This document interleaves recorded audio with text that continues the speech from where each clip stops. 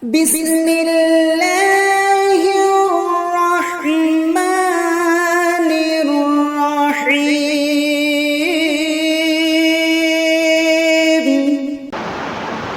السلام عليكم ورحمة الله وبركاته. إن الحمد لله نحمده ونستعينه ونستغفره ونؤمن به ونتوكل عليه ونعوذ بالله من شرور أنفسنا ومن سيئات أعمالنا. من يهده الله فلا مضل له ومن يضلل فلا هادي له، وأشهد أن لا إله إلا الله وحده لا شريك له، وأشهد أن محمدًا عبده ورسوله. يا أيها الذين آمنوا اتقوا الله حق تقاته ولا تموتن إلا وأنتم مسلمون. يا أيها الناس اتقوا ربكم الذي خلقكم من نفس واحدة وخلق منها زوجها وبث منهما رجالا كثيرا ونساء، واتقوا الله الذي تساءلون به والأرحام إن الله كان عليكم رقيبا. يا أيها الذين آمنوا اتقوا الله وقولوا قولا سديدا يصلح لكم أعمالكم ويغفر لكم ذنوبكم، ومن يطع الله ورسوله فقد فاز فوزا عظيما. أما بعد، فأعوذ بالله من الشيطان الرجيم. بسم الله الرحمن الرحيم. يا أيها الذين آمنوا إنما الخمر والميسر والأنصاب والأزلام رجس من عمل الشيطان فاجتنبوه لعلكم تفلحون. উপস্থিত আমার প্রধান শিক্ষক মহাশয়, যিনি আজকে পরিচালক হিসাবে উপস্থিত, এবং আমার সম্মুখে দূর দূরান্ত থেকে আগত জ্ঞান পিপাসু আমার ভাই এবং পর্দার আড়ালে অবলা সরলা মা ও ভগ্নীগণ, আজকে আমার বক্তব্যের বিষয় হচ্ছে জুয়ার ভয়াবহতা এবং শরীয়তে তার বিধান কি। এই জুয়ার ভয়াবহতা ও শরীয়তে তার বিধান কি এ সম্পর্কে একটি গুরুত্বপূর্ণ তথ্যবহলের সংক্ষিপ্ত বিবরণ দেওয়ার চেষ্টা করব ইনশাআল্লাহ। ওমা তৌফিকি ইল্লা বিল্লাহ। আজকের এই বিষয়টিকে যদি আমরা ভালোভাবে শুনে মূল্যায়ন করতে চাই, তাহলে আমাদেরকে সেরকম হিসাবে শুনতে হবে যেরকমভাবে আমরা বুঝতে পারব। আর এই বোঝার জন্য আমি আপনাদের সম্মুখে 6টি পয়েন্টে আলোচনা করব এই বিষয়টিকে। প্রথম পয়েন্ট থাকবে জুয়া শব্দের শাব্দিক অর্থ ও পারিভাষিক অর্থ কী। দ্বিতীয় পয়েন্ট হবে যে এই জুয়ার মূলত কয় প্রকার। 3 নম্বর আলোচনা বা 3 নম্বর পর্যায়ে আলোচনা করব পয়েন্টে যে এই জুয়া খেলায় উৎসাহিত করছে কোন জাতি, মানুষকে জুয়া খেলায় উৎসাহিত করছে কোন জাতি। 4 নম্বরে আলোচনা করব যে এই জুয়া সম্পর্কে কোরআনের আয়াত কি বলে, অর্থাৎ আল্লাহ সুবহানাহু ওয়া তাআলা কি বলেছেন। 5 নম্বরে আলোচনা করব যে এই জুয়া সম্পর্কে হাদিসের কি হুকুম রয়েছে, কি বিধান রয়েছে। এবং সর্বশেষ 6 নম্বর পয়েন্টে আলোচনা করব যে বর্তমান আমরা যে সমস্ত কর্মগুলো করছি এর মধ্যে থেকে জুয়া কোনগুলো হয়ে যাচ্ছে আমাদের অজান্তিতে, আবার কোনগুলো জুয়া হচ্ছে না, এই বিষয়টা নিয়ে সংক্ষিপ্ত আলোচনা করে আমার ঠিক নির্দিষ্ট সময়ের পূর্বে হবে, কিন্তু পরে যেন না হয় সেদিকটা খেয়াল রেখে আমি আমার সংক্ষিপ্ত বক্তব্যকে ইতি করব ইনশাআল্লাহ। তবে আমরা প্রথমে জানি যে জুয়া শব্দের শাব্দিক অর্থ কী। ভালো করে একটু শোনার চেষ্টা করবেন। যদি মনে করেন যে আমি শুনে মানব বা শুনে বুঝব, আর যদি মনে করেন যে না আমি শুধু ভিড় করতে এসেছি, দেখি কেমন লোক হয়েছে না হয়েছে, তাহলে আপনার না শুনলেও সমস্যা নেই। জুয়া শব্দের শাব্দিক অর্থ হচ্ছে বাজি ধরা। আমরা কম বেশি সবাই জানি যে বাজি ধরা, কোনো একটা জিনিসের উপরে বেট করা বা বাজি করা, এটাকে জুয়া বলা হয় সাধারণ ভাষায়। এর পারিভাষিক অর্থ হচ্ছে যে বাজি ধরার চেয়ে বেশি কিছু সম্পদ অথবা মূল্যবান কিছু সম্পদ বা অর্থ হাতিয়ে নেওয়া বা পেয়ে যাব, এই আশা নিয়ে একটি অনিশ্চিত ফলাফলের উপরে ভিত্তি করে আমরা যে জিনিসটা লাগিয়ে থাকি সেটা হচ্ছে জুয়া। আমি যে জিনিসটা লাগিয়েছি বাজিতে তার চাইতে বেশি পাবো এই আশা, আমি যে সম্পদটা লাগিয়েছি জুয়াতে এর চাইতে মূল্যবান কিছু আমি আয়ত্ত করব এই আশা। তবে এই আশাটা কিন্তু সুনিশ্চিত নয়, অনিশ্চিত ফলাফল আপনি পেতেও পারেন, আবার আপনার হাত থেকে হাত ছাড়াও হয়ে যেতে পারে। তাহলে বোঝা গেল যে জুয়া কোনটা। জুয়া শব্দের শাব্দিক অর্থ বাজি ধরা, আর জুয়া শব্দের ইসতিলাহি অথবা পারিভাষিক অর্থ হচ্ছে এই যে এমন কিছু জিনিসকে আপনি দাও লাগানো, এমন কিছু জিনিসকে আপনি বাজি ধরলেন যার আশা করলেন যে আমি কিছু পাবো অথবা এর চাইতে মূল্যবান কিছু পাবো, এই আশা নিয়ে লাগালেন, কিন্তু এর রেজাল্ট বা এর ফলাফলটা অনিশ্চিত, আপনি নিজে জানেন না। সংক্ষিপ্তভাবেই বলছি। এরপরে আসুন জুয়ার প্রকারভেদ। জুয়া খেলা হয় সাধারণত দুই রকমভাবে, একটা হচ্ছে দক্ষতা ভিত্তিক আর একটা হচ্ছে সুযোগ বা ভাগ্য ভিত্তিক। যারা জুয়া খেলে নিয়মিত তাদের সে টেকনিক জানা থাকে, যার কারণে তারা যদি 100টা গেম খেলে তার মধ্যে প্রায় 90টা জিতে থাকে। কেন? তাদের দক্ষতা আছে, এ সম্পর্কে তাদের এক্সপিরিয়েন্স, তাদের অভিজ্ঞতা রয়েছে। আর একটা হয় ভাগ্য ভিত্তিক। সেটা কিভাবে? আমি জীবনে জুয়া খেলেই নি, অথচ আমি লাগিয়ে দিলাম একজন বড় জুয়াড়াকে হারিয়ে দিলাম, অথচ আমি জুয়ার আড্ডাট কিছু বুঝি না, লাইন বুঝি না, কিছুই জানি না, অথচ আমি লাগালাম, আমার ভাগ্যের জিত ছিল, আমি জিতে গেলাম। তো এই জুয়ার মূল হচ্ছে দুই প্রকার, একটা হচ্ছে দক্ষতা ভিত্তিক আর একটা হচ্ছে ভাগ্য ভিত্তিক। ভাগ্য যদি সাথ দেয় তাহলে আপনি জুয়ায় জিততে পারেন, আর যদি ভাগ্য সাথ না দেয় তা আপনি হেরে যাবেন। আর আরেকটা হচ্ছে কি দক্ষতা ভিত্তিক, সে হাজারো চেষ্টা করুক মানুষ তাকে হারাতে পারে না সহজে, ব্যতিক্রমে একবার হেরে যায় সেটা তো আলাদা, খেলা মানে তো হারজিত হবেই হবে, কিন্তু অধিকাংশ সময় সে জিতে যায়। কেন? সে তার দক্ষতা দিয়ে, তার অভিজ্ঞতা দিয়ে, তার এক্সপিরিয়েন্স দিয়ে সে খেলছে।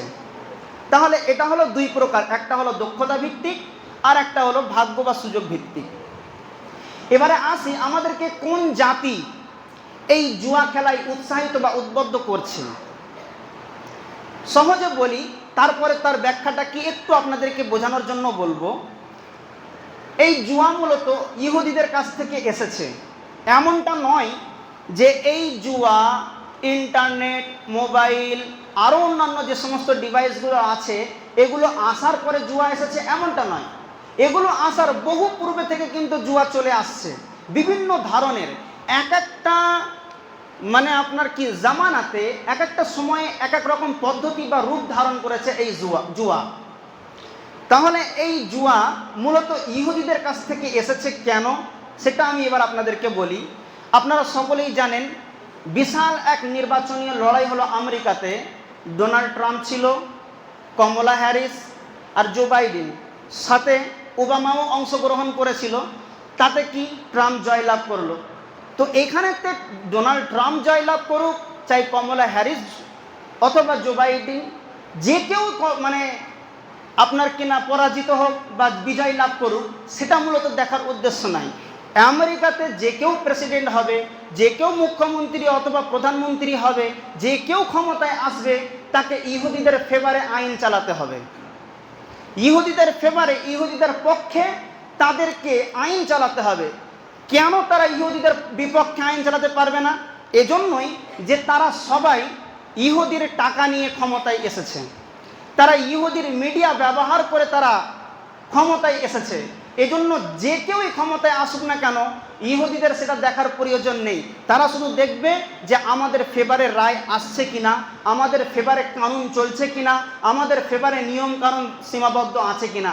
যদি উল্টো দিকে যায় তাহলে সেখান থেকে সেই গদি থেকে তাকেও উল্টে দিতে তাদের বিন্দু মাত্র কষ্ট হবে না বা পরিশ্রম করতে হবে না।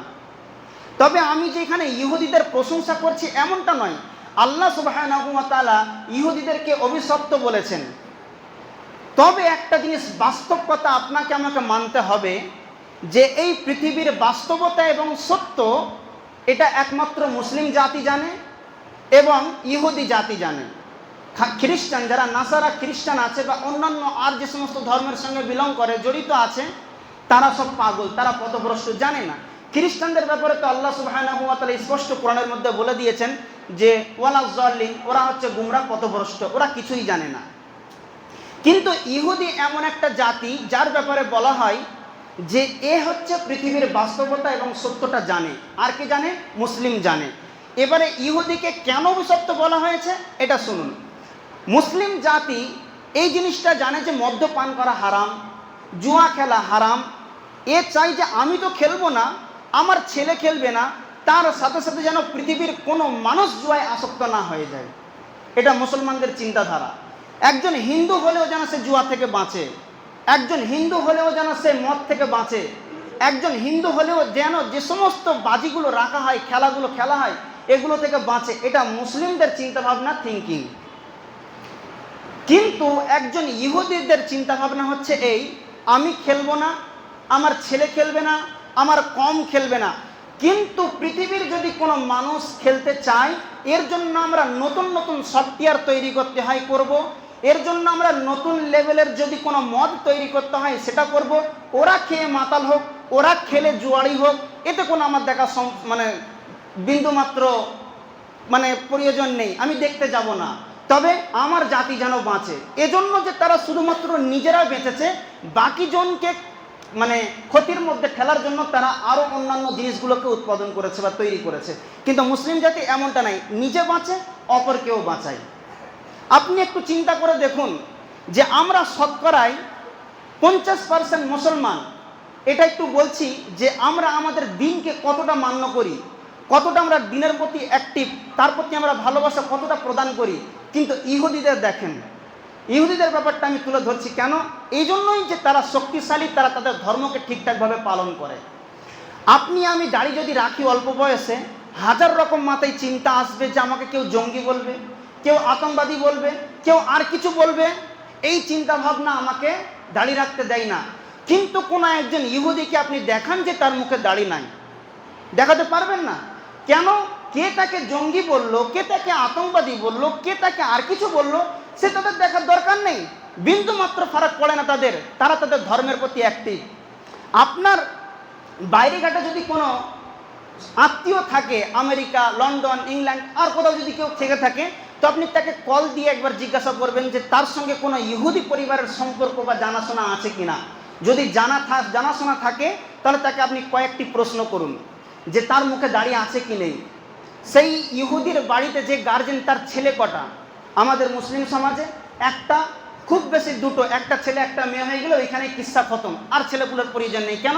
ছেলেও দরকার ছিল, পেয়ে গিয়েছি, মেয়ে দরকার ছিল, পেয়ে গিয়েছে। কিন্তু ইহুদিদের ভেতরে এমনটা নয়। প্রত্যেকটা মানুষের আপনি যদি লক্ষ্য করেন তো 4 থেকে 5টা করে ছেলেপুলে তারা তাদের কমকে বাড়াতে চায়, তারা তাদের দলশক্তিকে, দলবলকে বাড়ানোর চেষ্টা করছে। কিন্তু আমরা সেখানে সীমিত করে দেওয়ার চেষ্টা করছি। তারপর দেখুন বড় বড় রেস্টুরেন্ট যেগুলো খ্রিস্টানদের আছে, সেগুলোর কথা বলছি না, যেগুলো ইহুদিদের রেস্টুরেন্ট, সেগুলোতে যদি আপনি যান বা সেখানে যদি আপনি খবর নেন তো দেখতে পাবেন যে প্রত্যেকটা রেস্টুরেন্টে একটা করে তাদের আলেম রাখা আছে, হুজুর রাখা আছে। কেন জানেন? মাইনে দিয়ে বেতন ভিত্তিক রাখা হয়েছে। কেন জানেন? শুধুমাত্র এজন্যই যে ওই খাবারটা তাদের গ্রন্থ অনুযায়ী, ধর্ম অনুযায়ী হালাল তরিকায় হচ্ছে কিনা এটা শুধু দেখার জন্য। না তাকে টেবিল সাফ করতে হবে, না তাকে পেঁয়াজ ঝাল কাটতে হবে, না তাকে থালা বাসন ধুতে হবে, কিচ্ছু না। শুধু বসে থাকবে, সকালবেলায় প্রথমে মুরগি জবাই করে দেবে, চুলাটা হয়তো সেই ধরিয়ে দিল, গ্যাস ট্যাস যা থাকে সেই সময়। তো এই সমস্ত পরিকাঠামোগুলো দেখার জন্য একটা করে আলেম রেখে দেওয়া হয়েছে, যেন হারাম না তাদের ভিতরে ঢুকে যায়। তারা তাদের দিনের প্রতি এতটা অ্যাক্টিভ। আর এই জন্য তারাই সমস্ত রকমভাবে এই মুসলিম জাতিকে সহ প্রত্যেকটা কমের মানুষদেরকে ধ্বংসের পথে নামিয়ে দেওয়ার জন্য তারা আপ্রাণ চেষ্টা করে যাচ্ছে। নিত্য নতুন ব্র্যান্ডের মদ বাইর করছে, তারপরে নিত্য নতুন সফটওয়্যার বাইর করে গেমের মাধ্যমে আপনাকে আমাকে ঢুকিয়ে দিচ্ছে, অথবা আর কিছু জিনিস বা অ্যাপ তৈরি করে আপনাকে ব্যবসার নাম করে ঢুকিয়ে দিয়ে সেটা জুয়ার মধ্যে হারাম টাকা ঢুকিয়ে দিয়ে আপনার ইমানটাকে শেষ করে দেওয়ার চেষ্টা করছে। এজন্য আমাদের এই জুয়া খেলায় উদ্বুদ্ধ করছে কে? ইহুদি জাতি। আমাদেরকে সার্বিক দিক থেকে সহযোগিতা করছে, কিন্তু আপনি আমি জানছি না। এবারে আসি, আল্লাহ তাবারাক ওয়া তাআলা কোরআনের মধ্যে এই জুয়া সম্পর্কে কি বলেছেন। আল্লাহ রাব্বুল আলামিন বলছেন সূরা মাইদার 5 নম্বর সূরার 90 নম্বর আয়াতটা যদি আপনি দেখেন তাহলে সেখানে পাবেন যে ইয়া আইয়ুহাল্লাযীনা আমানু। আল্লাহ রাব্বুল আলামিন ঈমানদারদেরকে কেন্দ্র করে বলছেন যে ইয়া আইয়ুহাল্লাযীনা আমানু, হে তারা ঈমান এনেছো যারা, ইন্নামাল খামরু ওয়াল মাইসিরু ওয়াল আনসাবু ওয়াল আজলামু রিজসুম মিন আমালিশ শাইতান। মদ্যপান বা মদ, জুয়া, মূর্তি পূজা, আর আপনার কিনা ওই ভাগ্য নির্ধারণ করার জন্য তীর, এ সমস্ত জিনিসগুলো হচ্ছে রিজসুম, নাপাক, অপবিত্র, ঘৃণ্য, জঘন্য। রিজসুম মিন আমালিশ শাইতান, শয়তানের কর্ম হতে, অর্থাৎ এগুলো হচ্ছে নাপাক, অপবিত্র, ঘৃণিত শয়তানের কাজ। এটা আল্লাহ রাব্বুল আলামিন মুনাফিক এই মুমিনদেরকে কেন্দ্র করে বললেন। এবারে আল্লাহ রাব্বুল আলামিন এর থেকে যদি আপনি বাঁচেন তো আপনার ফায়দাটা কি সেটাই বলছেন। ইজতানিবুহু লাআল্লাকুম তুফলিহুন, তোমরা যদি এগুলোকে পরেশ করো, তোমাদেরকে পরেশ করতে হবে, তোমরা পরেশ করো, আল্লাহ রাব্বুল আলামিন বলছেন। যদি করো তাহলে তোমাদের ফায়দা কি? লাআল্লাকুম তুফলিহুন, তোমরা কামিয়াব হয়ে যাবে, সাকসেসফুল হয়ে যাবে। তাহলে বোঝা গেল যে আল্লাহ তাবারাক ওয়া তাআলা এই আয়াতের মাধ্যমে, এর পূর্বে আরো দু তিন রকমের আয়াত নাজিল হয়েছে, সূরা বাকারায় আছে, আর আরো দু এক জায়গাতে আছে। যেমন সূরা বাকারায় আপনি যদি 219 নম্বর আয়াতটা দেখেন, সেখানে আল্লাহ রাব্বুল আলামিন বলেছেন, ইয়াসআলুনাকা আনিল খামরি ওয়াল মাইসির কুল ফীহিমা ইসমুন কাবীর ওয়া মানাফিউ লিন-নাস ওয়া ইসমুহুমা আকবারু মিন নাফইহিমা। যে হে নবী, আপনাকে মানুষেরা মদ এবং জুয়া সম্পর্কে জিজ্ঞাসা করে, তো আপনি বলুন কুল ফীহিমা ইসমুন কাবীর, এটা বড় ধরনের পাপ, অর্থাৎ কাবিরা গুনাহ। কাবিরা গুনাহ কি? কাবিরা গুনাহকে সংক্ষিপ্ত বোঝার জন্য আমি আপনাদেরকে বলি, যদি একটা কাবিরা গুনাহ থাকে আপনার জীবনেতে, জাহান্নামে যাওয়ার জন্য যথেষ্ট হয়ে যাবে, এটা হচ্ছে কাবিরা গুনাহ। এরকম অসংখ্য আমরা কাবিরা গুনাহ করছি, অথচ তওবা করার সুযোগ থাকার পরেও আমরা তওবা করছি না। এটা আমাদের গাফলতি, এটা আমাদের অলসতা। তো এই মদ্যপান করা এবং জুয়া খেলা, এটা আল্লাহ সুবহানাহু ওয়া তাআলা তিনি তার রসুলকে বলে দেওয়ার জন্য বললেন যে তুমি পৃথিবীর মানুষকে, দেশবাসীকে জানিয়ে দাও যে এটা হচ্ছে ইসমুন কাবীর, অর্থাৎ কাবিরা গুনাহ, বড় গুনাহ। তো যাই হোক, আমরা এখানে কোরআনের আয়াত থেকে এটা স্পষ্ট বুঝতে পারলাম যে আল্লাহ তাবারাক ওয়া তাআলা আমাদের জন্য এই জুয়াকে হারাম করে দিয়েছেন। অতএব একজন মুসলমান কোনোদিন এই জুয়ার ধারে কাছে যেতে পারে না। কেন? এজন্যই যে আল্লাহ তাবারাক ওয়া তাআলা নিষেধ করেছেন। আপনার গোলাম অথবা আপনার আন্ডারে যদি কোনো ব্যক্তি কাজ করে, আর আপনি যদি তাকে কোনো কাজ করতে বলেন, আপনি বুঝুন ভালো করে বিষয়টিকে। প্রথমে দেখুন, আব্দ মানে হচ্ছে কি? বান্দা। আর এই বান্দা শব্দের বাংলা হচ্ছে দাস, আর দাস মানে হচ্ছে কি জানেন? গোলাম। আর গোলাম মানে আপনি একজন মালিক, আপনার আন্ডারে যদি গোলাম থাকে, তাহলে আপনি তাকে যা নির্দেশ দেবেন, যা হুকুম করবেন, সে মানতে বাধ্য। আপনি যদি তাকে বলেন যে শীতকালে তোকে রাত 3টের সময় গোসল করতে হবে, কেন করবো? হয়তো হ্যাঁ না করবে, আপনি জোরে চাপ দেবেন তো সে বাধ্য গোসল করবে। যদি বলেন যে গরমের সময় তোকে আগুনের পাশে কিছুক্ষণ দাঁড়িয়ে থাকতে হবে, তাকে থাকতেই হবে, সে কষ্ট হলেও কান্নাকাটি করবে, আপনার কাছে আহাজারি করবে, কিন্তু তবুও সে কাজ করতে বাধ্য। কেন? আপনার আন্ডারে সে গোলাম। একটু সহজ ভাষায় বোঝার জন্য বলি, আপনার আমার আন্ডারেতে অনেক দর্জি কাজ করে, অনেক কারিগর কাজ করে, আপনি আমি ওস্তাকার। কিন্তু আপনি যখন কোনো কাম করার জন্য আপনার দর্জিকে, আপনার কারিগরকে বললেন যে এইভাবে একটা স্যাম্পল দিলাম, তুমি তৈরি করো, করে আমাকে প্রথমে একটা স্যাম্পল পাস করাও, তারপর আমি যদি বলি যে হ্যাঁ এটা ঠিক আছে, এইভাবেই করবে।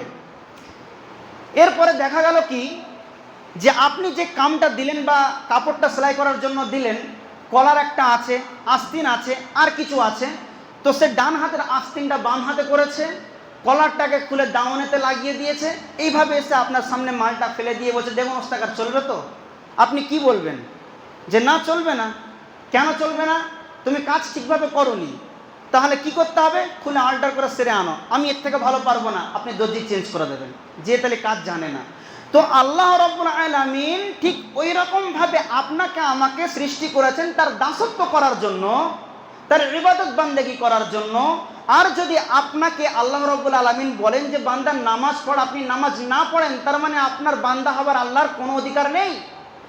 যদি আপনি বলেন যে আমি তো আল্লাহর বান্দা, একক তো নামাজ পড়ি না, এটা শুধুমাত্র আপনার দাওয়া, আপনার চাওয়া, আপনার মুখের জোর, আপনার কথা বলার ক্ষমতা আল্লাহ দিয়েছেন, তাই আপনি বলে বেড়াচ্ছেন যে আমি আল্লাহর বান্দা, অথচ আপনি একক তো নামাজ পড়েন না।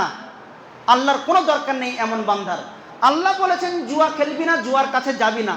আপনি জুয়া খেলছেন, এর মানে আপনি আল্লাহর বিধানকে, আল্লাহর হুকুমকে, আল্লাহর নির্দেশকে আপনি অমান্য করছেন। আল্লাহ নিষেধ করছে, আপনি সেটা করছেন। আল্লাহর নিষেধকে আপনি আদেশে পরিণত করছেন, মানে আল্লাহর কথাকে আপনি অমান্য করছেন। আপনার বান্দা হবার কোনো অধিকার নেই। আপনি একটু চিন্তা করুন, শান্ত মনে চিন্তা ভাবনা করে দেখবেন যে একজন মানুষ সারাদিনের মধ্যে আল্লাহ তাবারক ওয়া তাআলার কতগুলো বিধানকে অমান্য করছে। এরপরেও আমরা সজোরে আওয়াজেতে বলে থাকি যে আমরা আল্লাহর বান্দা, আমরা আল্লাহর দাসী। জি না, আল্লাহ তাবারক ওয়া তাআলা নিষেধ করেছেন যে তোমরা জুয়া খেলবে না, জুয়া খেলা হারাম। এজন্যই যে সেটা কাবিরা গুনাহ। কাবিরা গুনাহ একটা থাকলেই যথেষ্ট জাহান্নামে যাওয়ার জন্য। অতএব জুয়া থেকে বাঁচতে হবে, এটা হচ্ছে হারাম। এবারে আসি, কটা বললাম? জুয়ার শাব্দিক অর্থ, ইসতিলাহি অর্থ, পারিভাষিক, এবং জুয়ার কত প্রকার সেটা বললাম। 3 নম্বরে বললাম যে জুয়া খেলায় উৎসাহিত করছে আমাদের ইহুদি। 4 নম্বর বললাম যে আল্লাহ তাবারক ওয়া তাআলার বিধানে আমরা প্রমাণ পেলাম যে জুয়া খেলা হারাম, অবৈধ, যেটা কাবিরা গুনাহ। 5 নম্বর পয়েন্ট, রাসূলুল্লাহ সাল্লাল্লাহু আলাইহি ওয়াসাল্লাম কি বলেছেন? আল্লাহ তাবারক ওয়া তাআলা তিনি বলেন, আল্লাহ তাবারক ওয়া তাআলা রাসূল সাল্লাল্লাহু আলাইহি ওয়াসাল্লাম বলছেন, মান লাইবা বিন নারদি ফাআসাল্লাহু ওয়া রাসূলাহু। যে ব্যক্তি দাবা খেললো, জুয়াটা পরে বলছি, প্রথমেই হাদিসটার তরজমাটা বলি। যে ব্যক্তি দাবা খেললো, দাবা খেলা কোনগুলো একটু বিস্তারিত করি আপনাদেরকে বোঝানোর জন্য। দাবা হচ্ছে প্রত্যেক সেই খেলা যেটাকে আমরা শতরঞ্জ বলে জানি। তার মধ্যে পড়বে লুডো, তার মধ্যে পড়বে ক্যারাম বোর্ড, তার মধ্যে পড়বে কড়ি খেলা, তার মধ্যে পড়বে পাশা খেলা, তার মধ্যে আর যে সমস্ত এরকম গোল টেবিল হয়ে, যেমন আপনার ওই যে সেই কি আছে না, 7 ঘুঁটি 3 ঘুঁটি এরকমভাবে যে খেলাগুলো হয়, সমস্ত খেলাগুলোই হচ্ছে শতরঞ্জের মধ্যে, দাবার মধ্যে, পাশার মধ্যে পড়ছে। তো আল্লাহ তাবারক ওয়া তাআলা রাসূল বলছেন যে ব্যক্তি এই দাবা খেলা খেললো, ফাআসাল্লাহু ওয়া রাসূলুহু, সেই ব্যক্তি আল্লাহ এবং আল্লাহ রসুলের বিরুদ্ধে আচরণ করলো। কি বুঝলেন? শুধুমাত্র আপনি কিন্তু জানেন না যে এটা কত বড় পাপ, আপনি জানেন না অপরাধ। বিন্দু মাত্র আল্লাহ তাবারক ওয়া তাআলার বিরুদ্ধে আচরণ করা এবং তার রাসূলের বিরুদ্ধে আচরণ করার আপনার ইচ্ছা নেই, অথচ আপনি না জানতেই মোবাইল থেকে বাইর করে লুডোটা করলেন, কি খেলতে লেগে গেলেন একা ভালো লাগছে না। অথচ আপনি কি করলেন? আপনার এক বন্ধুকে অথবা আপনার একজন ভাইকে বললেন যে এসো না লুডো খেলি দুজন মিলে। এই যে এসো না লুডো খেলি দুজন মিলে অথবা ক্যারাম খেলি দুজন মিলে, এই যে আপনি ডাকটা দিলেন, এর জন্য আপনি বিশাল একটা বড় ধরনের অপরাধ করে বসেন। খেলেননি, এখন অপরাধ করেননি, অথচ আপনি অপরাধ হয়ে গেলেন। কেন? আপনি খারাপ কাজের জন্য আপনার ভাইকে আহ্বান করেছেন, আপনি জুয়া খেলার জন্য আহ্বান করেছেন, আপনি লুডো খেলার জন্য, ক্যারাম বোর্ড খেলার জন্য আপনি আহ্বান করেছেন। তো আল্লাহ রাসূল সাল্লাল্লাহু আলাইহি ওয়াসাল্লাম বলছেন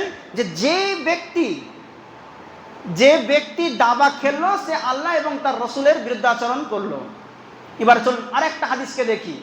আল্লাহ তাবারক ওয়া তাআলা রাসূল সাল্লাল্লাহু আলাইহি ওয়াসাল্লামের একজন সাহাবী আব্দুল্লাহ ইবনে আমর ইবনে আল-আস রাদিয়াল্লাহু তাআলা আনহু, তিনি বলছেন যে আল-লাইবু বিল ফুসাইন, যে ব্যক্তি শতরঞ্জ খেলা খেললো, অর্থাৎ এই ধরনের খেলাগুলো খেললো, যেমন লুডো খেলা, ক্যারাম বোর্ড খেলা, আর কিছু দাবা খেলা, এবং সেই খেলাতে টাকা লাগালো। ভালো করে বুঝবেন এই জায়গাটা, এখানে দুটো জিনিসকে ক্লিয়ার করা হবে। আপনি বলবেন যে না আমরা তো জানি পয়সা দিয়ে খেলাটাই জুয়া হয়, হ্যাঁ, এই হাদিসের মধ্যে এটা আপনার ক্লিয়ার হয়ে যাবে যে পয়সা দিয়ে না খেলাটাও জুয়া হবে, তার জন্য কি অপরাধ সেটা হাদিসের মধ্যে বলা হয়েছে, এই হাদিসটাতে আপনি পাবেন। তো আল্লাহ রাসূল সাল্লাল্লাহু আলাইহি ওয়াসাল্লামের একজন সাহাবী আব্দুল্লাহ ইবনে আমর ইবনে আল-আস রাদিয়াল্লাহু তাআলা আনহু, তিনি বলছেন যে ব্যক্তি শতরঞ্জ খেললো অথচ তাতে টাকা লাগালো, অর্থাৎ জুয়া খেললো, সেই ব্যক্তি শূকরের মাংস অর্থাৎ শূকরের গোশত তার মধ্যে হাতকে ভরে দিল।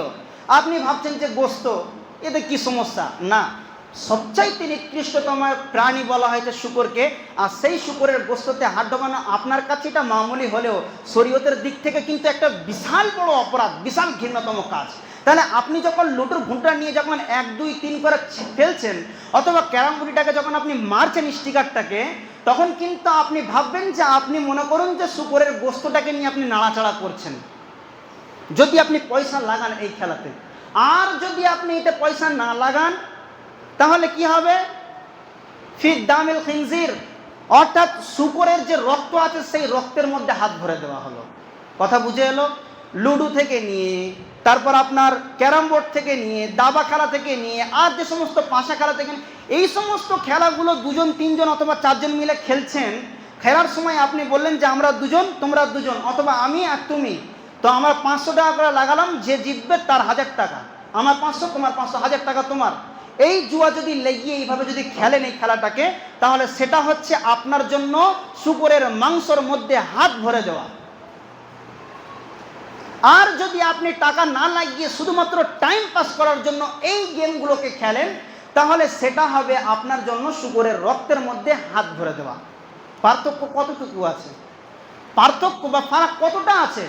সেই ঘুরে ফিরে একই, যেটাকেই বলবেন চাল ভাজা সেটাই হচ্ছে মুড়ি। এই হচ্ছে তো ব্যাপার। তো আল্লাহ তাবারাক ওয়া তাআলার রাসূল সাল্লাল্লাহু আলাইহি ওয়াসাল্লাম এর ব্যাপারে আরও অনেক হাদিস রয়েছে। যেহেতু সময় সংক্ষিপ্ত, যেহেতু এখনো একটা পয়েন্ট বাকি আছে, সেদিকে আমি যাচ্ছি। এবার আসুন, বর্তমান সিচুয়েশনে যে সমস্ত খেলাগুলো, সময় যে সমস্ত খেলাগুলো, এর মধ্যে জুয়া কোনগুলো এবং জুয়া না কোনগুলো, সেগুলো আমরা বুঝবো কি করে? প্রথমে দেখুন, ক্রিকেট খেলা, ফুটবল খেলা, কবাডি খেলা, হাডুডু খেলা, এই সমস্ত খেলাগুলো কিন্তু জায়েজ আছে। তবে ওই রকমভাবে ওই যে কবাডি খেলার সময় কাছা মেরে নেংটি মেরে এই খেলাটা কিন্তু এটা পোশাক নয়। আপনি 3/4 প্যান্ট পরুন, সুন্দর একটা গায়েতে গেঞ্জি রাখুন, যেন আপনার বডিটা ঢাকা থাকে, অর্থাৎ সতরটা যেন আপনার ঢাকা থাকে। আপনি খেলুন, তাতে কোনো সমস্যা নেই, পয়সা যদি না লাগানো হয়েছে।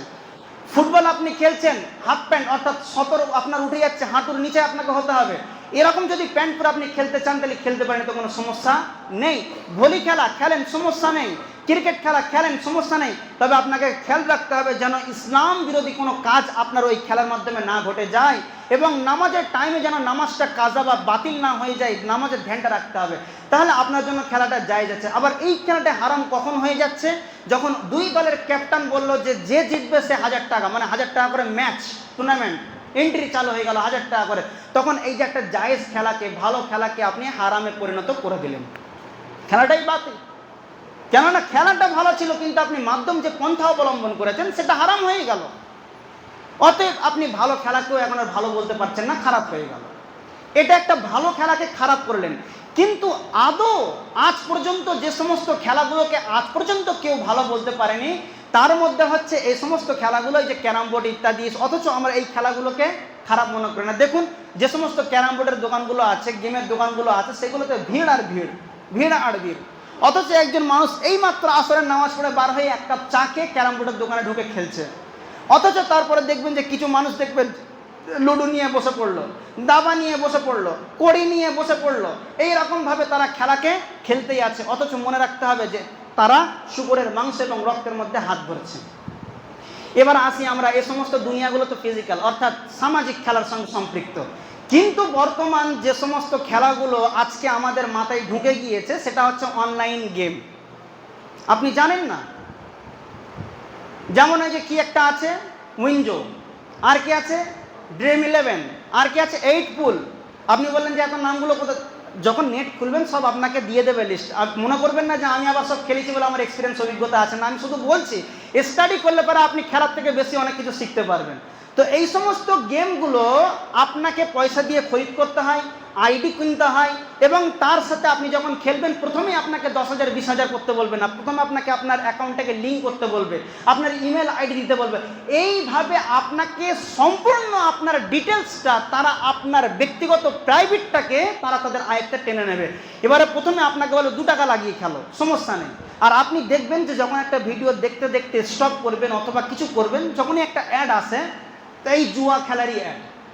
আর কি দেখায় তারা? তাদের অ্যাড দেখায় যে আমি 5 লাখ টাকা জিতে গিয়েছি, আমি 3 লাখ টাকা জিতে গিয়েছি, আমি একটা বাইক জিতেছি, আমি একটা 4 চাকা জিতেছি। কিন্তু কোনোদিন দেখাই যে আমি একটা 4 চাকা হেরে গিয়েছি, আমার যা মানে আয়কৃত সম্পদ ছিল তার থেকে অর্ধেক আমি ব্যয় করে ফেলেছি, এগুলো কি দেখায়? আমার যে মোবাইলটাই আমি গেমটা খেলছিলাম সেই মোবাইলটাই আমার হাতছাড়া হয়ে গেছে, এগুলো কি দেখায়? দেখায় না। কেন?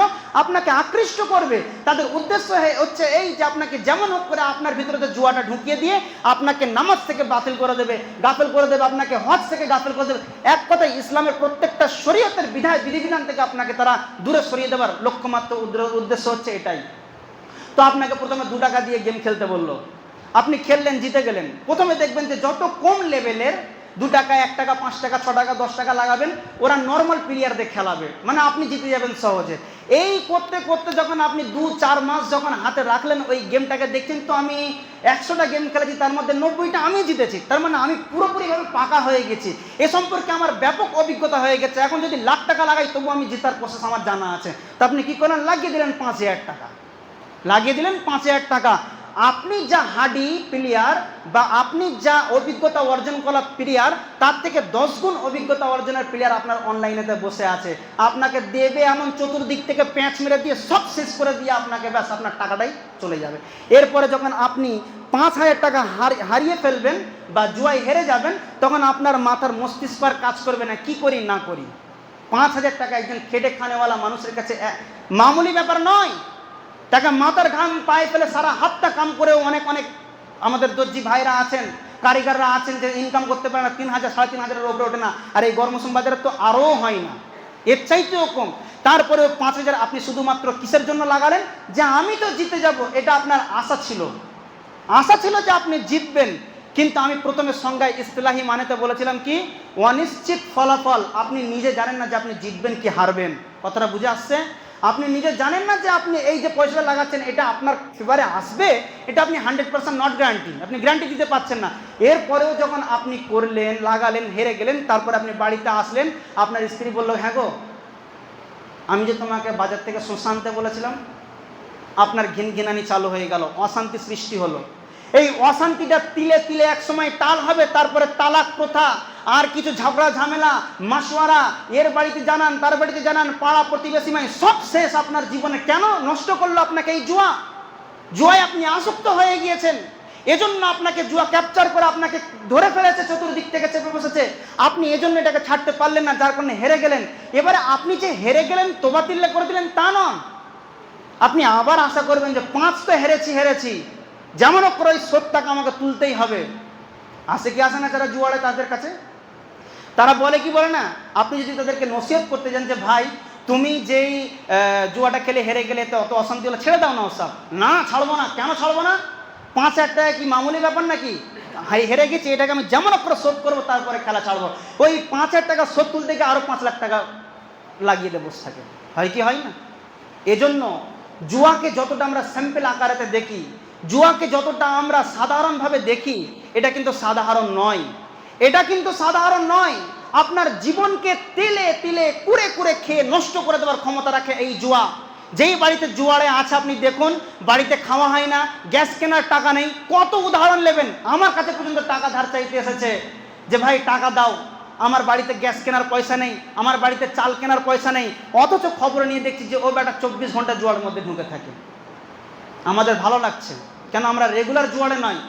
কিন্তু IPL আসলে কি করেন, আপনি লাগান না, ভুলে যাচ্ছেন মনে হয়। আপনিও আপনার জীবনেতে মনে হয় দেখুন কোনো এক সময় IPL-তে লাগিয়ে বসেছেন, আবেগে লাগিয়ে বসেছেন। এটা শখ নয় যে আপনি জুয়া খেলেন এমনটা, আপনি শখেতে সবাই লাগাচ্ছে, চল ঠিক আছে দোস্ত ইয়ারদের সঙ্গে চল আজকে কলকাতা জিততে হবে, না চেন্নাই জিতবে, না কলকাতা, চল কলকাতা জিততে গেলে বিরিয়ানি আমার পক্ষ থেকে আফরিনে, চল না আফরিনে নয়, চল ইন্ডিয়াতে যেতে হবে, কে আলজাফরানে যেতে হবে, ইত্যাদি ইত্যাদি। তো এই যে আপনি খাওয়ান কেন পেট ধরলেন, খাবার শখ গিয়েছে, বন্ধুকে নিয়ে যান, খেয়ে আসুন, কে মানা করেছে আপনাকে? তো কলকাতা জিতলে আপনি খাওয়াবেন, চেন্নাই জিতলে সে খাওয়াবে, এতটাটি আপনাকে কে দিয়েছে, এই পাওয়ার কে দিয়েছে? এটাই জুয়া। জুয়ার সূচনা ঠিক এইভাবেই হয়, 1 টাকা 2 টাকা খাওয়ান খাবেন, তুমি একটা আমাকে চম্পা খাওয়া না কম্পা খাওয়াও, তুমি আমাকে একটা পেপসি খাওয়াও, এই করতে করতে এক পর্যায়ে দেখা গেল যে সব থেকে বড় জুয়ারে পাড়ার মধ্যে তারাই হয়ে দাঁড়িয়েছে। অতএব জুয়া থেকে আমাদেরকে আপনাকে বাঁচতে হবে। আর অনলাইন যে সমস্ত গেমগুলো, বিশেষ করে আমরা গার্জেন আপনাদেরকে নসিহত করব, বাচ্চা ছেলেরা নিয়ে মোবাইল 24 ঘন্টা পড়ে আছে। আপনি কি একবারও দেখেছেন যে আপনার ছেলে কি করছে, তাতে কোন জিনিসে তাদেরকে এত আকর্ষণ করে রেখেছে? আপনিও তো মানুষ, আপনিও তো এই জেনারেশনেরই মানুষ একজন, হতে পারে আপনার বয়সটা একটু বেশি, আপনার তো মোবাইল চালানোর শখ আছে, কিন্তু আপনাকে যদি মোবাইল দিয়ে দেওয়া হয় 1 ঘন্টার পরেতে আপনি দ্বিতীয় ঘন্টা চালানোর ইচ্ছা করে না, কিন্তু আপনার ছেলেকে যদি একদিন দিয়ে দেওয়া হয় তো দ্বিতীয় দিনটাও নিয়ে অতক্ষণ সময় নেওয়ার আশা করে। কেন?